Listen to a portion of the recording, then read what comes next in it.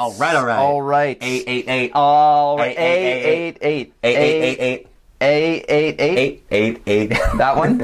888. No, your video is not broken. We just can't pronounce this one. 888. That's the one where Algebra chapter 8. Section 8. 8. Here we go. But I have a question. I'm not sure where you're going with this. Yeah, I'm wondering why today is a beautiful day for math for you. Looking out this window. Yeah. It's sunny. It's a beautiful day out there. Love it. Love it. it. It is just a beautiful day for math. It literally is a beautiful day for math. All right, right on. What about you? Today's a beautiful day for math because wrestling has started and it's going great. We got a lot of people out. Cool. And it's fun. It's good stuff. Positive vibes there. Positive vibes. Great. Positive vibes, yeah. I like it. So, diving right in. We've got... This is the last of the chapter 8, part 2. This is the last one. There's a lot in quadratics. But, so we've studied some I can graph quadratic functions, which we'll do in our pactice. But we're also going to make sure we can solve quadratic equations using the zero product property. And... the quadratic formula. And today I think we're going to see where we do one option and then we do another option. There's a smarter way to do attack these problems, right? Work smarter. Okay. So we're going to solve for x by either factoring, which we've been doing using the zero product property, or using the quadratic formula, which we've been doing, and that's that big nasty x equals negative b plus or minus blah blah blah. Right. I think the factoring is easier because there are fewer steps. I agree with that. So we're going to attempt to factor first. Right. And then we're going to see if it works. Let's see if it works. So factoring means box and diamond. Yep. Why is that? You say factoring and you get blank looks, and you say box and diamond, everyone knows what to do. Yeah, I don't know. That's that vocab, because we said factoring for a long time. 3x squared and 8 go in the corner. And then the diamond problem. So multiply those. So 3 times 2, or 3 times 8 is 24. X to the second. And then the middle term goes in the bottom, 14x. And so two numbers. Multiply. To 24, x squared. Add to make 14. All right, 12 and 2. Okay. This is an easy one. 12 and 2. You got it. 12 and 2. 12x and 2x. Yep. And then you take those two numbers and you put them in the box. Okay. I'm being really lazy right now. I'm not writing. I'm pretend like I don't know what I'm doing. Okay, what do I do now? Well, you need to get the 3x squared there, the x right? And the x go on the corner. But we need 3x squared. So we need 3x squared. There. There's a right and a wrong place to put that. So right there for the 3. That would be bad. That'd be bad. Something No. Okay, no. 3 goes there. It's got to be there. Yeah. That's a better place to put it. 3 times something does make 12. Right. And that's 4. Right. Notice he didn't just put 12 there. No. 3x is down there. 3 times 4 makes 12. Yeah. And then the other one's got to be... x times something that will be 2. 2x. Yeah. So 2. Yep. And then the 4 times 2 is 8. So that one works. That's a check. So now you can write that problem in factored form. So factored. So instead of the standard form equals 0, we're going to write the factored form equals 0. X plus 4 equal 0. Right? And then can I do the zero product property? Yeah. Okay, cool. Yeah. So this one, I'm going to set equal to 0. 3x plus 2 equals 0. And then I'm going to take this one and set this one equal to 0. Ooh. Oh, hello. I couldn't do it.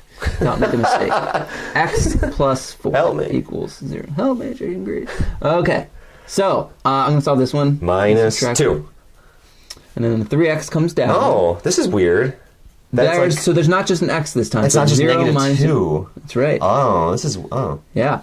Because I had the 3x. And now what's the last step? Divide by 3. Divide by 3. Divide by how many x's there are. So the x equals... negative 2/3. Negative 2/3. Which in your calculator is what? Negative 0.6666666. Repeating. So there's one answer. And then same thing here. Subtract 4 from both sides because it's a positive 4. So then I'm left with x equals 0 minus 4 is negative 4.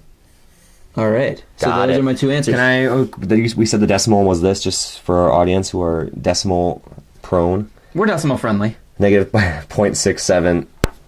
Yeah, that's what you're calculating. I mean, if you rounded it. Right, if you rounded it. Sure. So we're supposed to justify our method. So we factored... Because it's easier. We factored because it's easier and it worked. And it worked. Sweet. Yeah, right on. Ta-da. So factoring's pretty easy. I like factoring, so let's try it again. Let's try it again, okay. So number 2. So Let's factor box and diamond. Box and diamond. Here, I can hold the paper.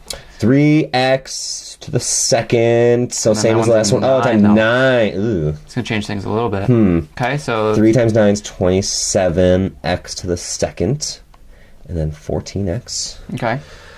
So, okay. Multiplies to make 27. And then adds to 14. Adds to make 14. 1 So and 27. 2 and doesn't work. 3 and 9. Is there any other ones? 4, 5, 6, 7. No.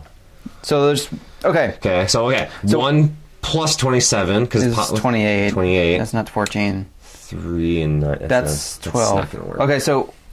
Okay, so we can't factor it. Can't do it because there aren't two numbers that either we can't think of them, two whole numbers that we can't think of them, right?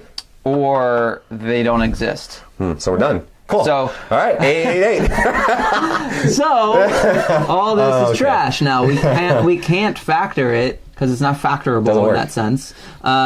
So we're going to use the quadratic formula. Right. So I'll write the quadratic formula. Quadratic formula is x equals negative b. No! Oh wait, no, that's right. Plus or minus the square root of b squared minus 4 times a. Why is there a 4? C. Just is. It's the recipe. Oh, I see. It's not just is. I lied. There's a reason for that, but we're not covering that right now. But wait. We need to know. Okay, hold on. We have A, B, and C. I need to know what A equals. Yep. What B equals and what C equals. Yep. So A is hanging out with the x squared. The other one, it's not just 1 now. It's 3. It's 3. So 3x squared is the A. So A is 3. 14 is the B because it's 14x and then plus 9. So with this formula, again, all you're doing is just plugging in these 3 numbers wherever you see them at. You just match them up. Those are the ingredients. Hey, there's an A there, there's an A there. That's going to turn into a 3. Got right? it. And that's what we're going to constantly rewrite. So x equal negative and then whatever B is. 14. Okay. Plus or minus. Plus or minus. I'm going to put a parentheses just because it's x equals and then whatever B is. Negative or B is 14. Okay. And then square root of whatever B is. 14. Squared. So 14 is B. Okay. Minus 4 times A, which is 3, and times C, which is 9. Always a 4. And then all over. People always forget this. Yeah, they do. Or they leave it till the end. Yeah. Like, okay, well, I guess that works. 2 times whatever A is, 3. Right? Okay. And then it's just a bunch of simplification from here. Simplify. All right. So let's see. I'll just. So x equals. Rewriting. Negative 14. Do I need parentheses now? No. Okay. So the square root of. So 14 squared 196. is 196. Minus 4 times 3 times 9. 12. So what's that? What do we have? 12 times 9. 90 and then 18. 108. Is that right? Yeah. 2 times 3 is 6. So I'm just constantly simplifying. Okay. 4 equals. Yeah, okay. So then 196 minus 108. Right, so we got 88. That's not going to be a nice number. So, okay, yeah. Okay. 196 minus 108 is 88. That's not a square root. Nice number. Nope. It's not a perfect square. 81 and 81 100. is, yeah. But, so 88, we can still take the square root of 88. So which is, we've got, okay, what is that? 9.38. Okay. So x equals negative 14 plus or minus 9.38. Should we show how to do that? Yeah. On the calculator? We should definitely do that.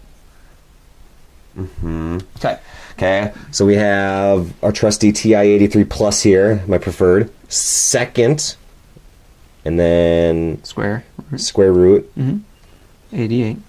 88 is 9.38. Perfect. So we have the square root of 88, right? And we replace it with what it equals, 9.38. So since we rounded, this is technically an approximate answer. And then if you got your smartphone and you tilt it sideways, okay, got an email there, 88, and then you just hit the square root button. Square root right there. Yep. And 9.38. Yep.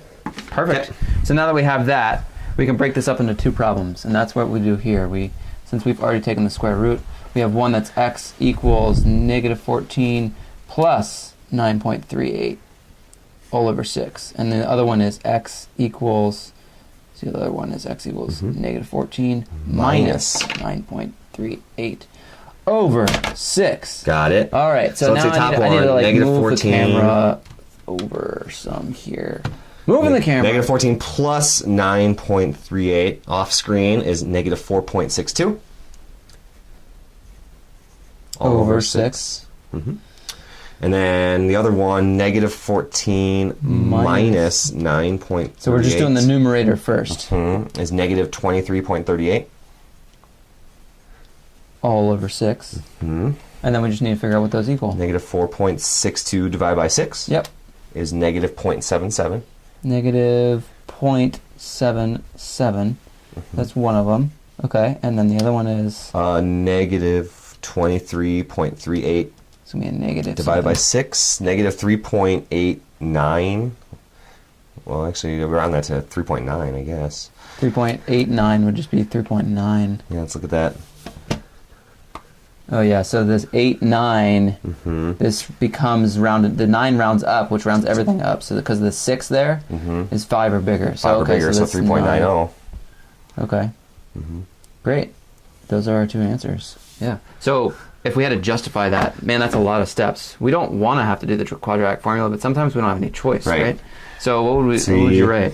We used the quadratic formula because factoring didn't work. Yeah, factoring didn't work. That's fair. And we know the quadratic formula always works. Perfect. Cool. That's really it. Good luck. You got this.